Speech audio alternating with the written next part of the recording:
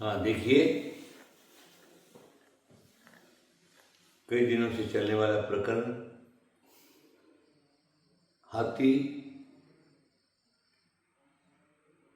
जो जहाँ जहाँ पर भी हाथी मठों में हो, क्षेत्रों पर हो, कई वर्षों से चल रहे 50-50 वर्ष से एक एक मठ में एक एक हाथी रख की इधर परंपरा थी और परंपरा है।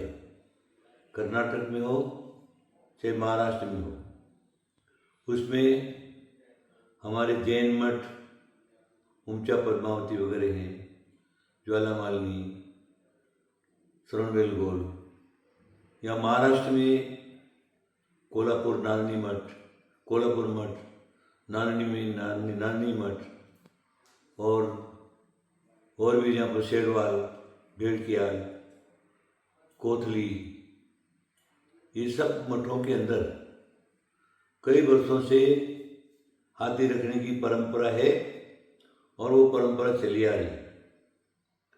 हम लोग जैन परंपरा के हैं।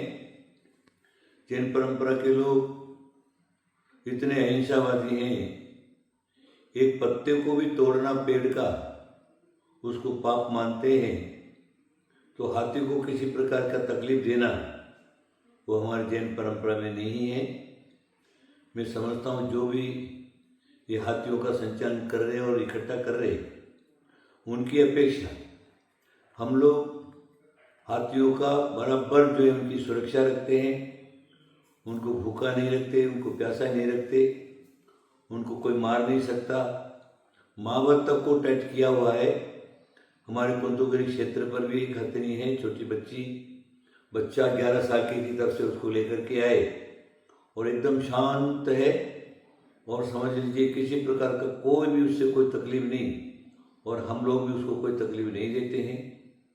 अभी नांदनी मठ का जो प्रकरण रहा और ज़बरदस्ती अपना कोर्ट से फैसला ला करके और नांदनी के हाथी को ज़बरदस्ती लेकर के गए, और जो कुछ इस पेपर में आप लोगों के सामने है, तो ये एक अच्छा कार्य नहीं है। मैं समझता हूँ और भी हाथी संसार के अंदर बहुत सारे हैं, तो अब जो है जो भी ये हाथियों को इकट्ठा करने की कोशिश कर रहा है, तो ये कोई अहिंसा का प्रतीक नहीं है। ये तो एक जानवर को हिंसा और त्रास देने का जो है वो प्रकरण रहता है।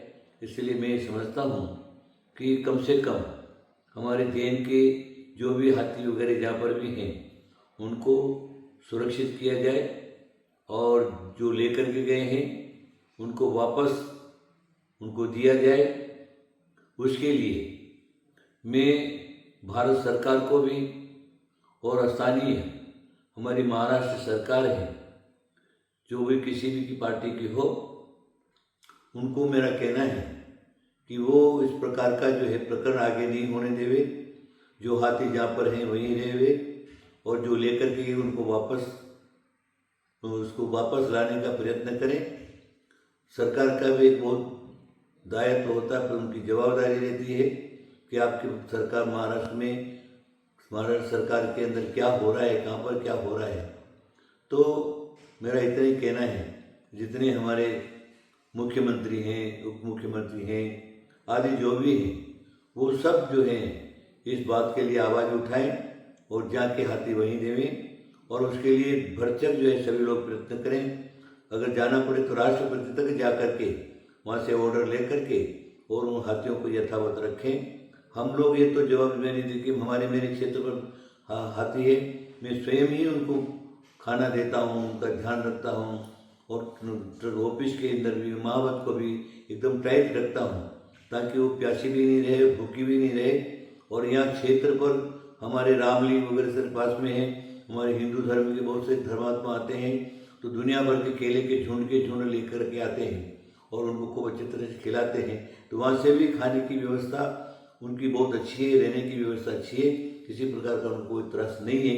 इसलिए महाराष्ट्र सरकार से मैं अवश्य रिक्वेस्ट करूँगा कि आप जो क्या इस प्रकार इस तरफ ध्यान देवें, और जो हाथी लेकर के गए हैं उनको वापस ला करके रखवाने का प्रयत्न करें, और जो जहाँ पर हैं उनको ले जाने के लिए आप जो क्या उसको रोक लगाएं और इस प्रकार की हरकत आगे नहीं हो, ऐसा मेरा एक कहना है। और सबको मेरा जियो और जीने दो भगवान महावीर का सूत्र है, इसलिए सबको मेरा ऐसे ही आशीर्वाद है कि आप स्वयं सुखी रहो और दूसरे को सुखी रहने दो।